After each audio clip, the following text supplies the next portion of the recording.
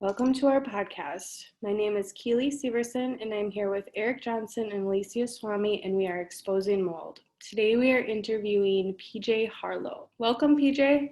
Hi, thank you guys so much for having me. Thanks for coming on.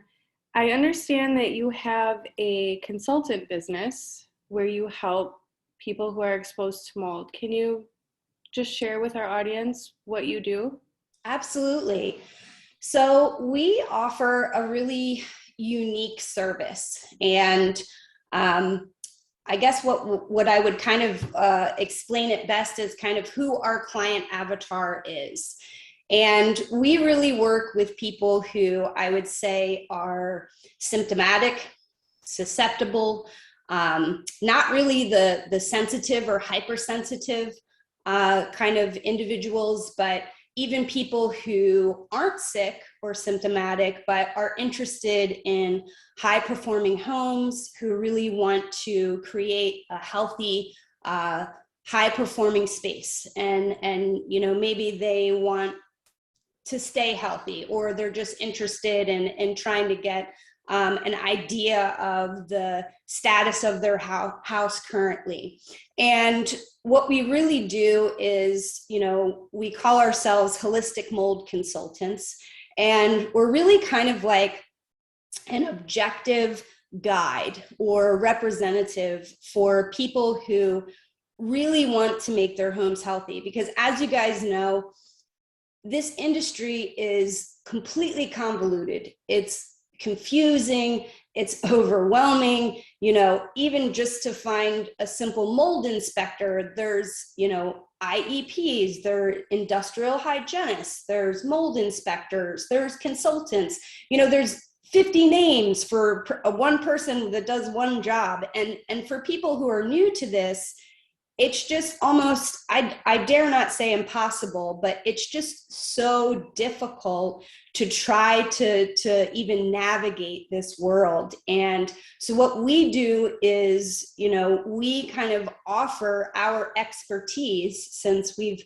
been in this industry for about 4 years now. And PJ Harlow Wellness consists of myself, which my background, I am a holistic health practitioner, and I've taken all different kinds of IICRC kind of classes and research. And then my husband, who is actually a certified IICRC water restoration technician and AMRT, applied microbial remediation technician. And we don't do any remediation, we don't do any inspecting, but we are the non-biased party who has no financial interest in the decisions that the client is making. So this really puts us in a very unique position that I really feel like is needed in this industry, because we have, conflict of interest is a big problem that has been happening in this industry for a long time. I mean, they even have laws in certain states that to prevent conflict of interest from happening. So it's kind of like, I look at it like this. When you go to court, right, you get a lawyer. Because why? Because speaking legalese and speaking the law is almost like another language, right? And you really need someone there to represent you, to help you navigate that world. And mold is the same thing. It's kind of like another language, when you get an inspector coming in your house and saying all kinds of words like aspergillus and talking about air quality and spore trap sampling, most people are like, what? Like, they don't know how to discern what's right or what's wrong, or what makes a good inspector, what makes a good remediator, what makes a bad one. What are the proper processes to get them to the finish line to get to the outcomes that they desire, right? And really, we do a lot of education as well. I think it's really important. One of the things that we always start with our clients is really defining what a healthy home is. What does that mean, right? Because the mainstream would kind of have you believe that sterility is the answer, right? That we're supposed to just kill all microbes and kill all the mold and kill all bacteria, when we kind of have a very, holistic viewpoint of that, where we, really try to educate on the home microbiome and understanding that we are microbial beings, and your home is a living, breathing ecosystem.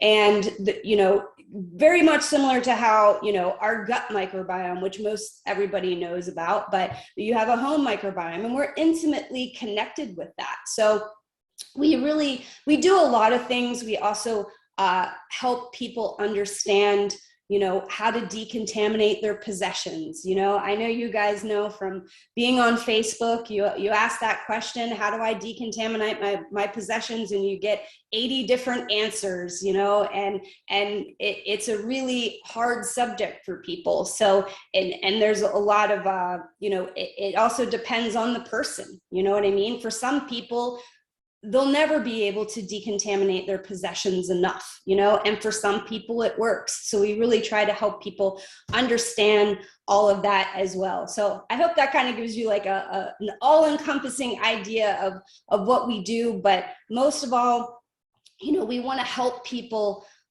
be able to not get ripped off. I get the same story all the time from a large percentage of the people that work with us, where they've already reached out to a local mold inspector. They've already reached out to a remediator. They've had a botched remediation. They've paid for all of these tests that really are not really valuable to them, and they still haven't found the answers. And their intuition was kind of telling them that something was off, but they really don't know how to defend themselves when they're kind of in that situation. So we step in and really represent clients. We do a lot of company vetting.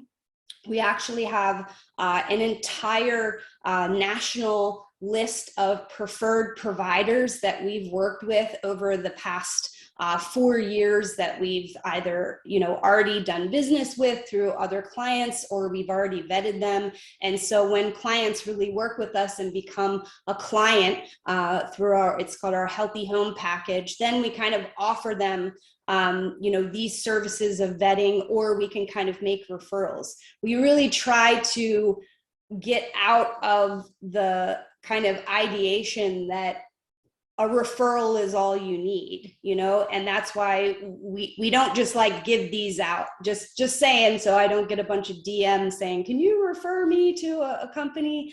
You really do still need a guide to get you through, because there's just so many gaps in the journey.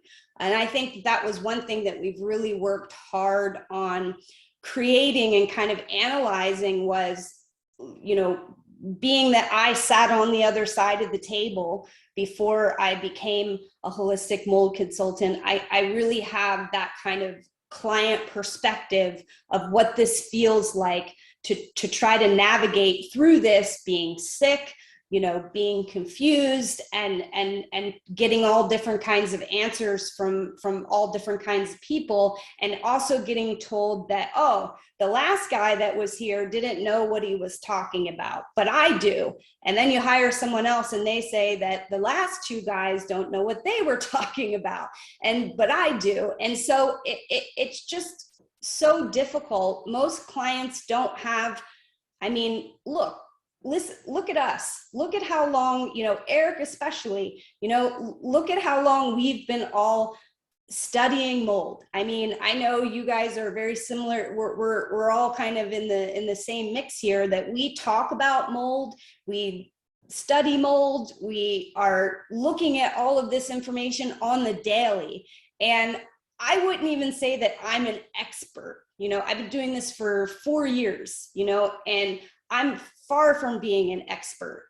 I think that I know a lot, and I'm always learning and always evolving, but it's just too much for the average person to try to learn, unless they want to do this as a professional, that's a little bit different. But for most people who are in an actual mold crisis and, they need help, there's no way that they can, even if they had the best cliff notes out there, it's just too difficult to navigate solo. And so that's why we do what we do. And we really feel like it should kind of be a standard moving forward to have someone, who doesn't have any financial interests, like your inspector, even if they're the greatest inspector, and I know some fantastic inspectors out there, but, there are some bad ones, and they could tell you to remediate, and when you really shouldn't be. Maybe remediation exceeds the value of your home, and you really shouldn't be, going that route. And you should maybe be thinking about other options. But they could tell you to remediate because they get the money from post testing, and they have a vested interest in your decisions. Or, companies that do both, they have, that's a big no-no, but they have a vested interest in your decisions with your home. So it doesn't matter to us. You could sell, you could remediate, you could, move into a rental, whatever the case may be, it doesn't matter to us. We're still going to recommend what we feel like is in your best interest with your budget and your individualized needs. Hope that was a good enough answer. Yeah, that was great. Sorry, my husband is eating a sandwich and he's being super loud with the chips. So hey, calm down there. Anyways, but that was great. And, what seems to be really important in this, the whole paradigm, this industry is like, I feel like you really have to go through it to really understand and really know how to help people. And I do know that you have your own personal experience with mold. And I don't know how comfortable you are with sharing your personal experience. Maybe you can just give us a rundown with what you are comfortable with. Sure. But I just want to put that out there because it seems like the people who are able to help the most are definitely the ones that have been through this and understand. Absolutely. Absolutely. As I shared a little bit earlier, and like so many of my colleagues that I know, that was really kind of the genesis of why Peter and I, my husband, why we do what we do, because we were so impacted. I got sick. Our whole family ended up getting sick. Our kids got sick. And, it was so difficult. I mean, that was years ago, where I feel like the industry has kind of changed. There's a lot of awareness now, there's a lot of different podcasts, and, while the industry is certainly, I feel, still in its infancy as far as the division goes. You've got like the traditional side, and then you've got more the health focused side. And I feel like the health focused side is kind of splitting into different niches as well. But at this time, it was still very much underground. And, I couldn't find any information about mold illness, and so it was really, really difficult for us. And we ended up making a lot of mistakes, and those mistakes were really painful. And that pain was really the thing that inspired me to want to change things, and I think that when you go through something like this, it was something that I was definitely never prepared for, but it changed me. It's almost like once you learn all of this stuff, you can't turn back. There's no way that you can go back to the way things were. And I spent about 2 decades working in the insurance industry. And I never learned any of these things about, mold, what I know now. I knew all about water damage and, claims and all those things, and so I moved through multiple different roles throughout my history, working for State Farm and AIG and other companies. But, it wasn't until this happened to me personally that everything changed for me. And so I still remember that. Every time I ever sit down with a client, I remember what it was like to just feel so overwhelmed and just so out of control and so displaced You know, that's when you can't even be in your home and you lose that stability. You know, there's nothing like it. And when nobody believes you and nobody understands, you know, it, and you're in so much pain, you're so sick, you know, and you're not getting that support. You know, normally when somebody gets sick, you know, they have people kind of, you know, they bring food to your house and let me babysit and, you know, let me run a 5K for you and all kinds of things, you know, ribbons and things like that. But when it's mold, it's almost like people are like, like, really? You sure it's mold? Like they're trying to find something that is more kind of accepted.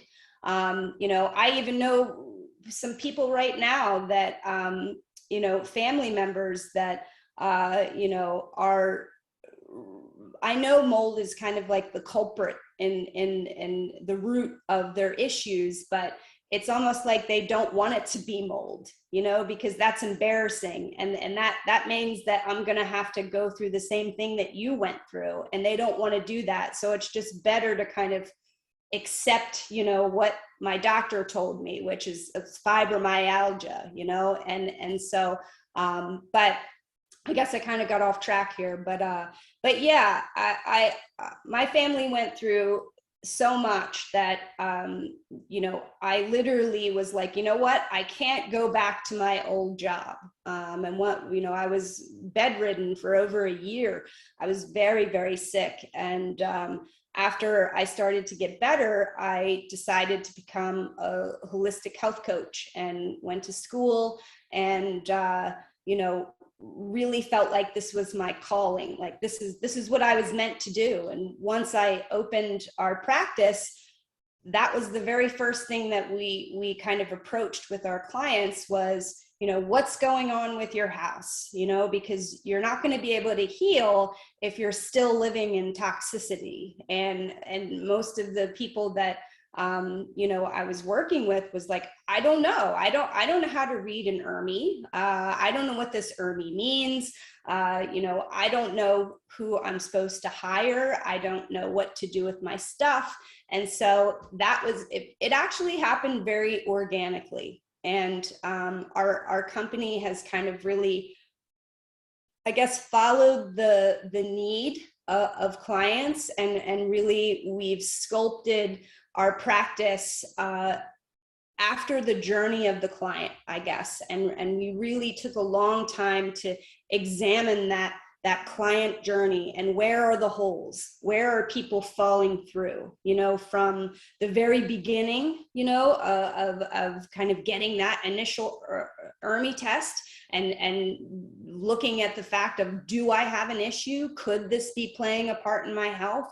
And then all the way through to, you know, having an inspector. And after your inspection done, there's, you know, another cliff that people fall off and trying to find the right remediators. And so we've really modeled everything.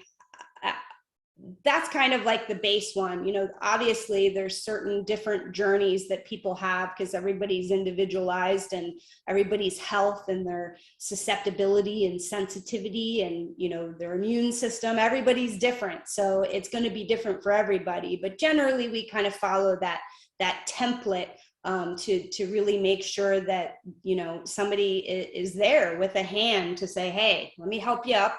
And let's get you back on track and get you where you need to be, and making the best decisions for the budget that you have and within your means. And, you know, and if it's not something that we can help you with, like, you know, if somebody seems to be super hypersensitive, we refer them out, you know, we'll send them to somebody like you guys, you know, or other professionals and things like that. I just think it's so important to have a representative. And I know I wish that's what I would have wanted for myself. And I guess that's kind of how it turns around, is that I base this off of what I wish that I would have had going through everything that we did.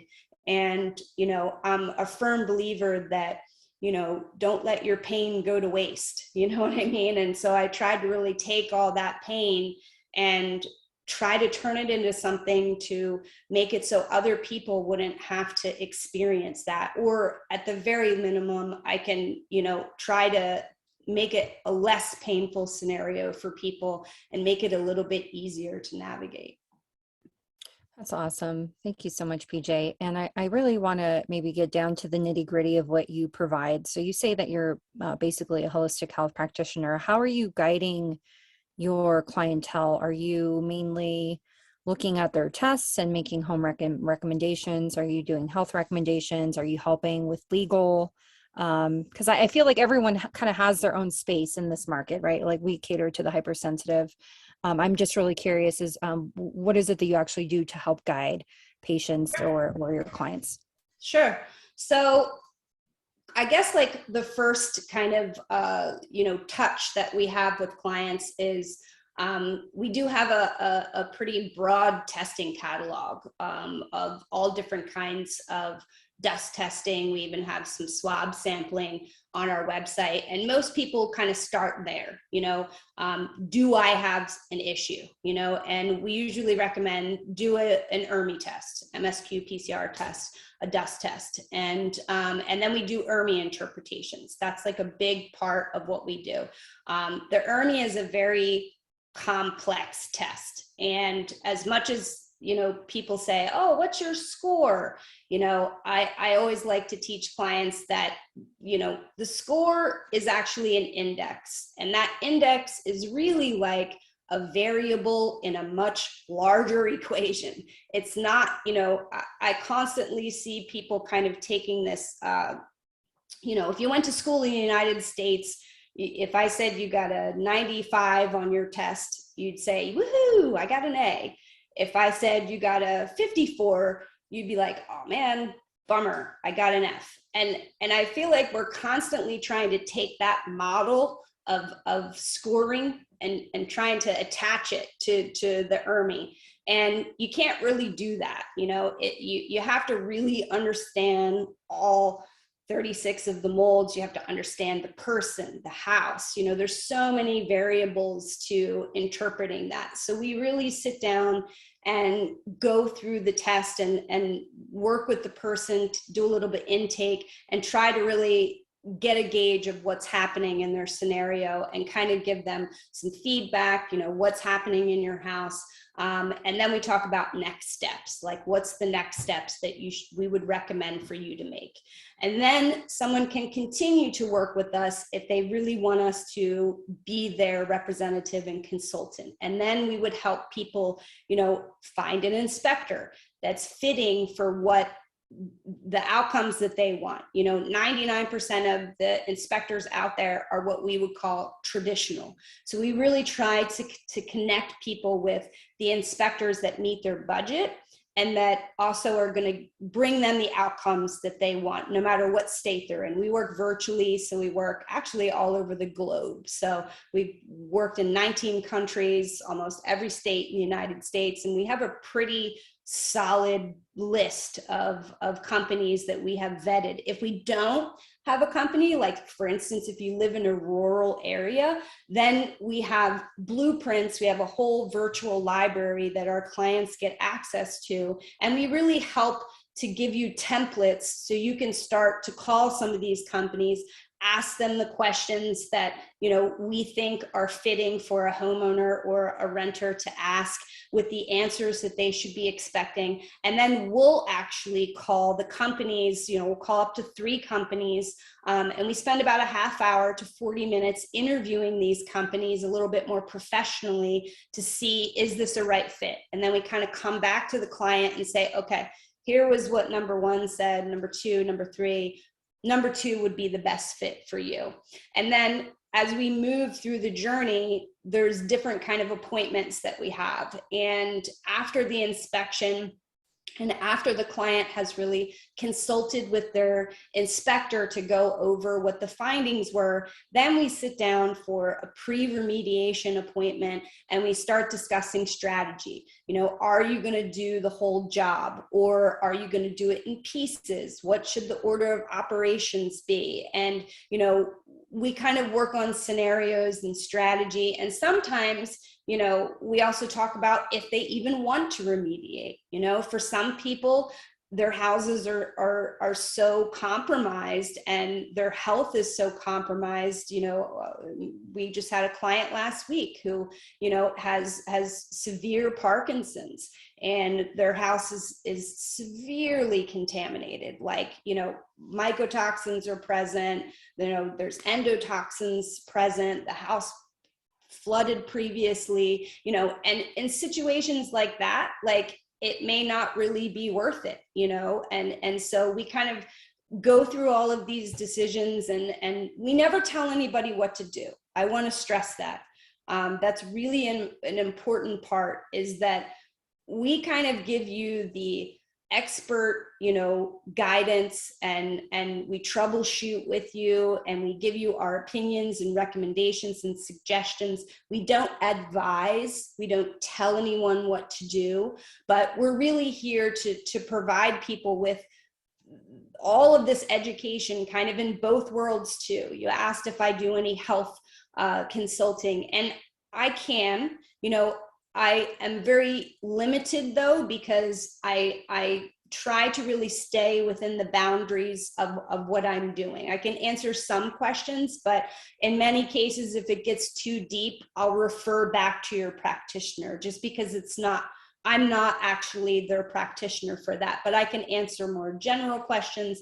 And I do also look at their labs. I can look at their organic acids, do they have colonization? Are your detox pathways open?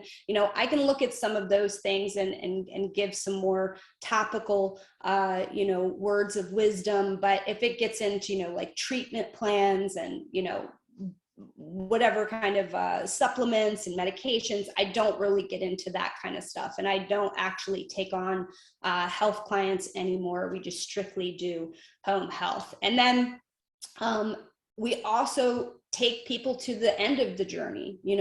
Post-testing is another really difficult topic that and really holding remediation companies accountable, ensuring that the remediation scope is actually going to make your house better instead of worse than it was to begin with. And so we really kind of take you through each different kind of step. We have it kind of marked out in phases.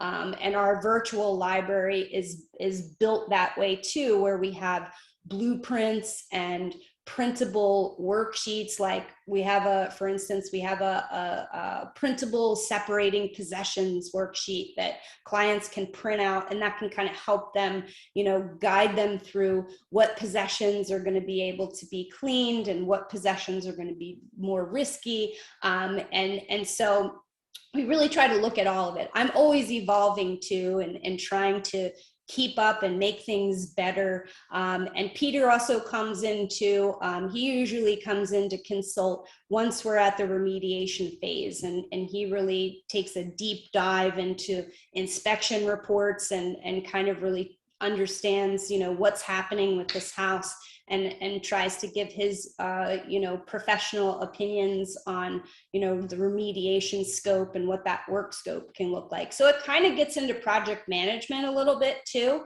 It depends on what level of hand-holding the client wants. Some people want you to do more. Other people just kind of want a little bit of suggestions here and there to take a look at your reports, but we'll go as deep as clients want. And even when clients are done and they're kind of post remediation, we still have clients that come back and work with us. We're really big on, I do a lot of education on cleaning and kind of, how to continue sustaining that balance of the home microbiome once you're post remediation, and really, helping clients understand the health of their home. Because in most cases, when remediation is happening, one wipe down is normally not enough. That's normally not going to, take that microbial burden down and that toxic load down enough. So we really help guide people through decontamination too. That's one of my specialties is decontamination. I've actually taken some clean room classes. I'm really, cleaning's like my thing. I do a lot of cleaning videos on Instagram, so people kind of like that. I'm known for some pretty gross drain videos too. That's great. Thank you so much for that, PJ. And, there's some things that you mentioned, and yeah, I think that we all can relate to. I feel like I too have family members that will not believe that their cancers and their chronic health issues are mold, even though it's clear in the writing. And I'm just curious, like, is there like a process that you take your patients or not patients, but your clients through, and then there's like a hesitancy by the family?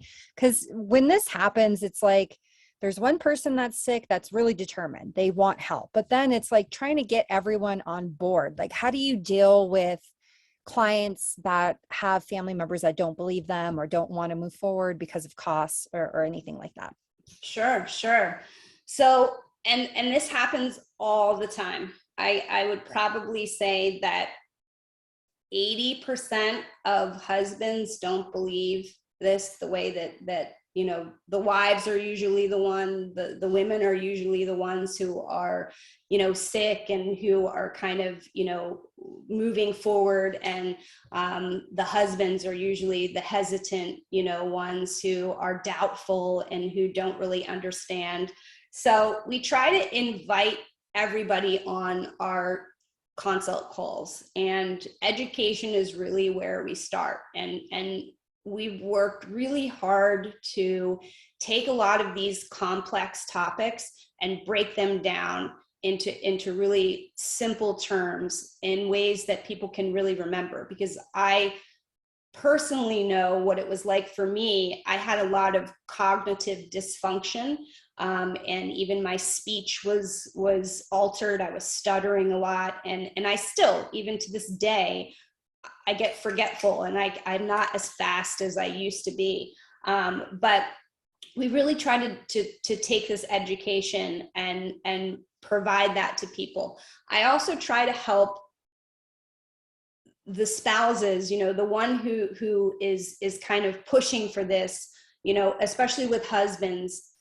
Peter and I have worked a really long time to try to figure out, like, what is it? Like, why don't men believe their wives? And I'm not just singling out men, there's also women out there who don't believe but it's mainly, husbands and wives. So I'm just using that as an example, but we've tried to really figure it out. And the only thing that we can kind of come up with is that, a lot of people associate mold with being dirty.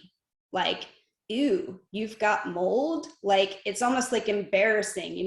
I see that there's, a lot of companies now that advertise like, oh, we don't say anything about mold on our trucks, right? Because that's embarrassing to people. They don't want to see like mold, fumigator on the side of the truck or whatever. But I think that there's a certain amount of like inner pride. And if you admit that this is true and that this is really happening, that this means you failed in some way, that you failed perhaps to take care of your wife, that you failed to take care of your home properly, that you failed to take care of your children, when realistically that's not true. You know what I mean? Nobody's thinking that at all. But, nobody teaches you how to take care of your home. Lots of people just buy homes. They have no idea what an air handler is. They have no idea that they should be checking their condensate line. They don't even think about, maybe it's not a good idea to have, my air handler in my hot attic. Like, they don't know these things. And so it can be embarrassing, for some guys to feel, inside. I feel like my husband has kind of come up with a lot of these, so he's kind of shared his opinion on that. But what we really try to do is work on education and kind of slowly work through the stages one step at a time. It's baby steps, you know, in trying to get that acceptance. My husband has in the past, Peter, has actually done one-on-one calls with some spouses to also, you know, maybe get a male perspective. Maybe you don't want to take it from a woman, you want to take it from somebody else. And he has really, you know, he's not afraid to get vulnerable and kind of, you know, talk real with spouses. But you know, there are some family members, and this is something that I share with clients all the time. There are some family members that you will never convince, and that's okay. And there's a certain amount of acceptance that, you know, I know this from personal experience, is that, you know, after this happened to me, I wanted everybody to know. And it was like, I spent so much of my energy trying to like get people to believe, you know, because that was one of the things that really impacted me the most, because I felt like my words no longer had integrity. You know what I mean? And it was just like, why are you not believing me? And that totally, you know, more than anything else, I think that hurt the most, because it felt like, I don't know, like I'm really big on loyalty and respect. And I felt like this was almost like people were betraying me because they weren't listening to me. And so, you know, I was on a mission to really get people to believe and understand. And then they didn't, you know what I mean? And so I had to really work hard and look at like why I needed them to believe, and really kind of turn it around and accept the fact that, you know, this is my journey, and this is what my opinions are. And some people will never understand unless it affects them. And, you know, there's kind of this saying that people will change when the pain gets great enough. And that's kind of what I tell myself with some of these other family members that I have, that, you know, I'm kind of like, hey, you know where I am, you know what I do for a living now. And, you know, when the pain gets great enough, I'll be here for you. But, you know, I can't convince you, so I'm not going to try anymore, you know, but yeah, that's what I kind of do. You know, that is just such an important aspect to bring out, is the family part, because, you know, my husband and I were having this conversation the other day, and he just looked at me and said, you know, I just feel like there is some sort of like, you know, like people will look at me like in a condescending manner, or ask me these questions, even though, you know, you have gone on with Keely and Eric, created this podcast, have interviewed everyone from Timbuktu back and forth in this field, and they still feel like your wife is dealing with some sort of psychological issue. You know what I mean? Or Yeah. The family member will say, I want to learn more. I want to learn more, but they never actually take the time to learn more. Mm-hmm. You know, it's just like, at some point, it's just a lost cause. We have to keep moving forward, because yeah, I agree with you. We can't expect everyone to understand what we go through and what people go through in this paradigm, because it's so insane. Like, this is the craziest thing I feel like people can go through in their entire life. Totally. And the way that we see this moving, this progression of mold impacting so many people on levels that they don't even understand, it's only going to get worse. And you're right. There are people here, you're here, PJ, we're here, when they're ready to talk, and when they're ready to break down what is going on with their health and how is mold actually playing a part. Thank you so much for drawing that piece out, because I feel like that is so, so important, is that family aspect. Yeah. Now, you also mentioned that you were a part of the insurance industry. I don't know which side, or if it was home insurance. That's really, really unique, because as we see people with their home insurance coverages, things are getting less and less, right? You know, out in California, they don't want to cover for fire insurance. You know, after Melinda Ballard's case, they stopped covering mold. Do you know any ins or outs on how to get people coverage, or how to get people reimbursed for certain things in their home when it comes to mold, since you do have that insider training and information? So, I mean, you know, so to answer your question, I worked for several different companies over, you know, my family has a big background in insurance, like my mom, my stepdad, My stepdad was a catastrophic claims adjuster. My mom worked for AIG for 30 years. So that's how I kind of fell into it through my family. And I worked in all of the different life, health, home, auto, underwriting, service, sales. I was an agent, I was a claims adjuster. So I moved through all, I worked for insurance for a long, long time. It was my life. There's not too many secrets that I can really, divulge. I think that the most important thing for people to remember is that insurance is going to cover things that are sudden or accidental. Okay, it won't pay for things that are like wear and tear. This is really important, why you need to be an advocate for your home, and you really need to start learning about all the different parts and pieces of your house, because it's to own a home. There's a lot of responsibility there. And as I was talking about before, it's unfortunate that most people really don't know how to care for their homes. And it's not something to be ashamed of. It's just not something we learn. We don't learn this in school. There's no class on home health.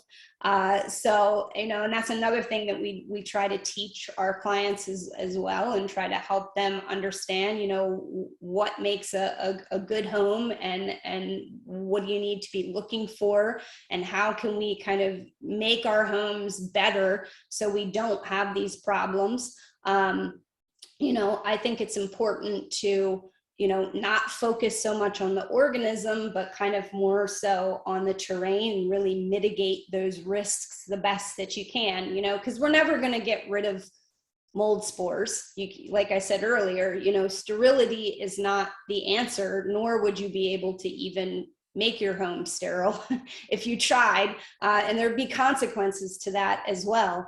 But yeah, we as far as insurance goes, we will actually, for some parts of our services, it depends on what service you purchase, but we will actually look over your policy. And if, we know what the actual peril is, like what the root of the root cause of the water damage is, we'll try to help you see if that's something that could get covered. And we can refer you out to, an independent adjuster, or, we can try to help, consult on that as well, and make suggestions too, because all kinds of policies are different, and you're right.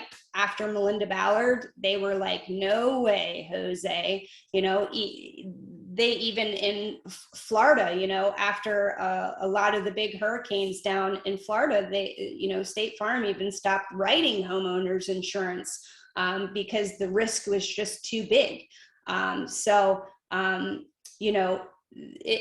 That's another topic that is pretty complex. I don't really do too much insurance stuff, just because, it's kind of, that was where I was, but we'll do a little bit. It depends on if a client asks about it. Awesome. I'm just curious, when you do help clients with that insurance piece, is their insurance actually covering something for, mold damage or restoration? Are you finding that piece? So if it's water damage, yes. I have actually had clients be able to get coverage. Most of the time, because that's important to understand, is it depends on what it's called the peril, PERIL, but that's kind of like the root cause. It depends on what was the cause of why did the mold get there, right? Is it because a toilet overflowed and then mold was a result of that toilet overflowing? That's something that you could get coverage for. But if it was, because you, didn't take care of, your sprinklers were spraying directly into your basement or something, like, I'm just thinking of whatever.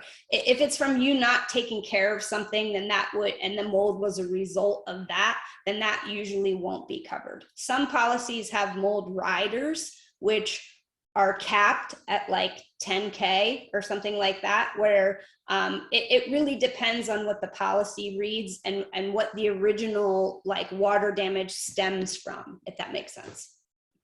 Absolutely. Absolutely. I'm just curious in your experience with your clients, like what kind of damage are you seeing in their homes? Like, are you seeing consistently like a lot of damage where they have to shell out a ton of money to fix it? Or is it more so these little problems that sneak in that you have to find that are easy to fix and they're able to get well? Like, what are you seeing on the map in general? Sure, sure. One of the probably biggest couple, I'll go for the biggest ones, is HVAC problems. Especially when people have their air handler in the attic. Okay, we see this a lot in Texas. We see this a lot in Florida, a lot of the more southern, in the East Coast states. That's a huge problem. We also see problems with crawl spaces that are not conditioned, that are kind of vented and wide open, especially if it's a dirt crawl space. Those are usually really heavily contaminated. We say, we have like a deal breaker list on one of our inspection checklists, and dirt crawl spaces are one of them. We see a lot of problems pretty much almost in every tile shower. We see problems. The grout is porous. Another problem that we see is humidity. A lot of people, when they think of like water damage, it's like, oh, they're thinking of like an actual leak or, something like that, when vapor, and moisture and humidity is actually a huge cause of problems in people's homes. So, but those are kind of like the biggies that we see all of the time. Additionally, we also have had a bigger influx here more recently of air handlers that are not sized properly for the house. And that can cause problems. It can start to make the humidity go up in the house if the air isn't flowing properly. We also see a lot of insulation issues. And man, that's pretty hefty, to when you start having insulation problems and HVAC problems, because if your whole ventilation system is compromised, you're not going to be able to clean that. And that usually has to be replaced. So that's a big issue. Absolutely. Emily and Josh at Texas Mold Inspectors are one of our partners. She informed me that literally every HVAC system has an issue, guaranteed mold in their HVAC. It's crazy. Such a widespread problem. Before I pass the buck over to Eric here, I wanted to know, what is your most popular TikTok video right now? I know you're doing a lot of cleaning TikTok videos. What is one that people are really enjoying? I think it was the one, I did one recently with Serratia marcescens, which is a actual bacteria in your toilet. And if you get the pink ring around your toilet, I talked about that and how to clean it. Cool. That's awesome. Thank you for sharing. Eric, feel free to take it away.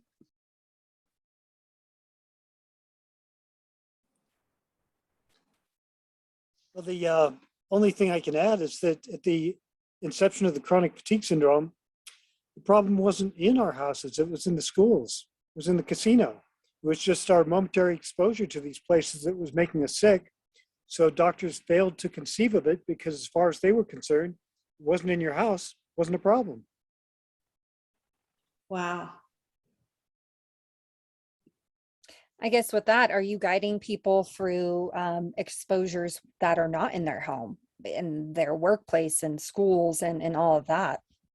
We have had some clients in situations like that where, their workplace, schools are usually there's actually a lot of mold in schools. I think the GAO recently did a study where they were looking at schools what is it? The Government Office of Accountability. I think that's it. And it was crazy, the percentages of schools where, again, with the HVAC systems were compromised. And, that gets a little bit difficult because, you go around saying the M word in school and, it's like, shh, don't talk about that. I experienced that with my daughter in her school. Like a whole wing of the school had mold, and I tried to figure out how we could navigate that, and there was really not too much I could do.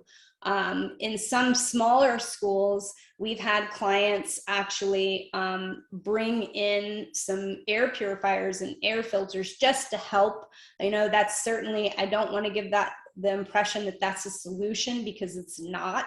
I'm usually very adamant about that, because there are some people out there who try to, kind of sell that as like a remediation plan, unbelievably. But, it can help to kind of, make the room a little bit, filter a little bit better in the room while your child's in there. But, with the workplace too, we have done that before. And for some clients, we actually were able to get their bosses to actually remediate and kind of take care of it. So we're always willing to be open to, in that particular case, we had a conference call and everybody kind of got on the call, and it was a great conversation because not everybody's going to be open. This person happened to be, a private business owner, and they really wanted their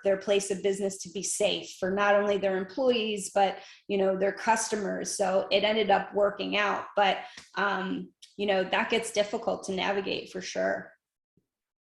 Thank you for that. And I know Keely is totally on board with that situation too. And I don't know if you want to go into your situation, Keely, or not, but there's just so many people that have children that are dealing with this. And it's like, what do you do? I don't have kids, so I can't speak on this, honestly. I'm going to pass the buck over to Keely, and I'll let her talk about it if she wants to.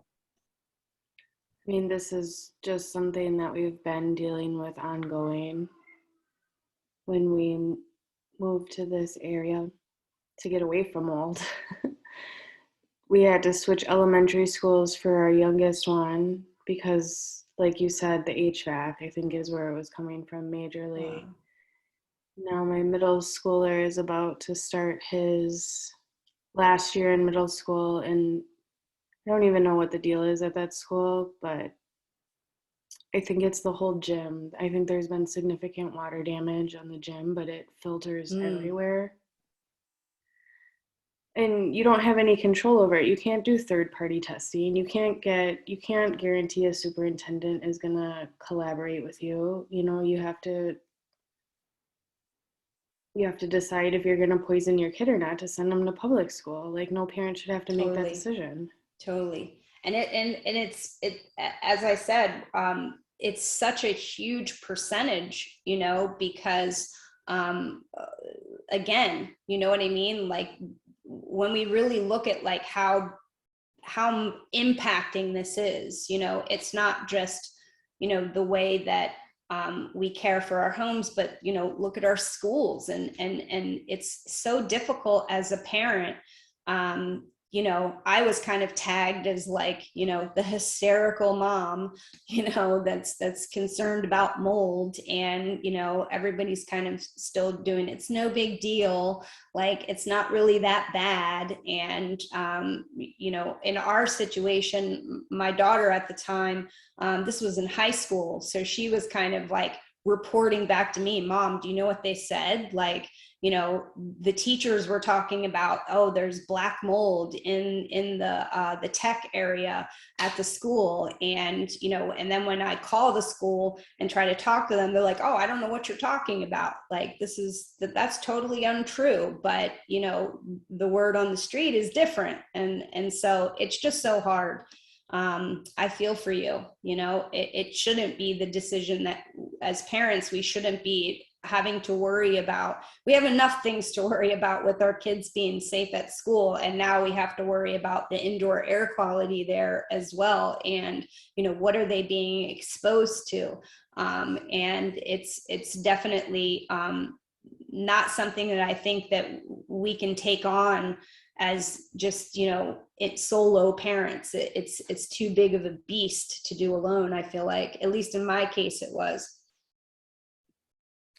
Thank you both for being so vulnerable and sharing that information, because I know there's so many parents that are just dealing with this right now, not only with their kids being injured in the home, but also, out of their control, going to friends, going to, school every day. Sure. And, I don't have any more questions. Keely, Eric, do you have any lasting questions for PJ? All right, PJ. Well, thank you so much for coming on the show. If anyone wants to consult with you, how can they get a hold of you and where can they find more information? Absolutely. And thank you guys so much for having me. It was definitely my pleasure. I'm a big fan. I listen to you guys all the time. And I'm just so grateful for what you guys are doing, just because I love the fact that, you like to stay, really objective, and, you offer just a really unique service for people. And so I'm grateful that you guys are doing what you're doing.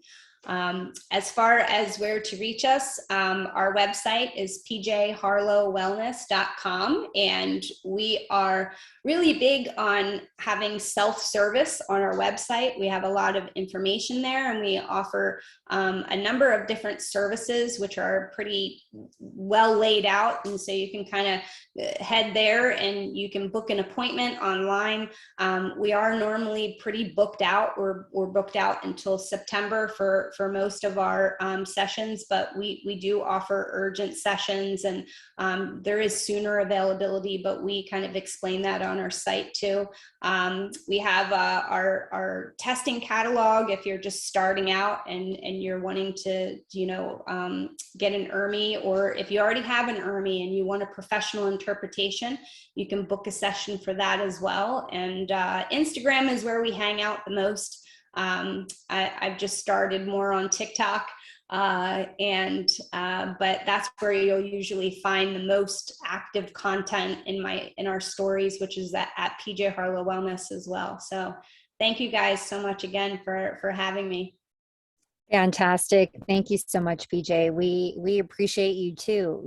Everyone has their space in this paradigm, and we really appreciate you acting as a liaison to guide people through testing and remediation and increasing their outcomes of greater success and a remediation and helping them regain their health. So we appreciate you, and thank you everyone for listening. We'll see you next time.